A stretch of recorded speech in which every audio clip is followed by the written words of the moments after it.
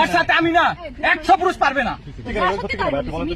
আপনি পবিত্র ধর্মগ্রন্থ নিয়ে আসেন, আমি স্পষ্ট করে বলতেছি ওর গায়ে হাত দেন, ও আমার 3 দিন মারছে। আমি আর একটা কথা বলতে চাই, আপনার বউ আপনাকে মারছে? আচ্ছা একটা দেখাই, এই দেখেন, আমি বাসায় নিয়ে যাব, আমি তো নিয়ে আইছি। দাঁড়ান, এই দেখেন আমার পিটাইতে বলে কি ভাইঙ্গা ফলাইছে, দেখেন দেখেন আমরা দেখাচ্ছি।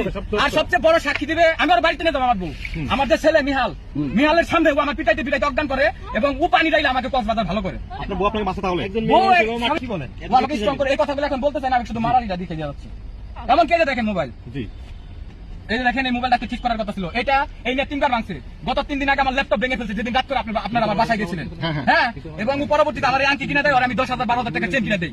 আজকে ও আপনাদের টাকার কারণ একটা, সেটা হচ্ছে ও এখান থেকে ভিডিও মেক করবে এবং প্রফেশনাল ভাবে ওর জিনিসটা আগে যে কাজ করতো ওইটা ভালো রেটে যেন যাইতে পারে, মানে আরো যেন ডিমান্ড বেড়ে যায়। 2 নাম্বার হচ্ছে আমার দিকে টাকা দেন না, আমাকে বলতে দেন, আমি ওর নেওয়ার জন্য এখানে আমি আসছি।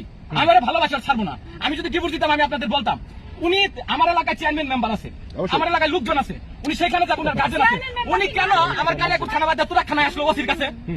আমি প্রশ্ন করলাম, উত্তর দিতে বলেন। আপনি মধ্যে কারে ছাড়ি নাই, আপনি আমাকে কথায় কথায় আমার গায়ে হাত তুলেন, আপনি মারবেন দেখে কেন? আমি কই দেখেন তো এখানে কিভাবে মারে, দেখেন এখানে মারছে, দেখেন আপনি।